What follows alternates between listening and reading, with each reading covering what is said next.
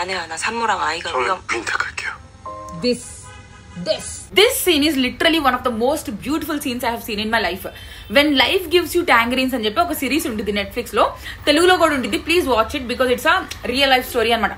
Nurse వచ్చేసి husband తో చెప్తుంది, మదర్ కానీ బేబీ కానీ వాళ్ళిద్దరిలో ఒక్కళ్ళే బతుకుతారు అని. ఆ సెంటెన్స్ కంప్లీట్ చేయకముందే హస్బెండ్ చెప్తాడు, I will choose my wife అని. Oh my God. బేబీకి బర్త్ ఇచ్చిన తర్వాత కూడా వాళ్ళ అమ్మమ్మ తాతయ్య వస్తారు కదా, ఆ మదర్ వాళ్ళ మమ్మీ డాడీ వాళ్ళు వచ్చినప్పుడు కూడా వాళ్ళ బేబీని చూడకుండా ఫస్ట్ ఆమె దగ్గరికి వెళ్తారనమాట.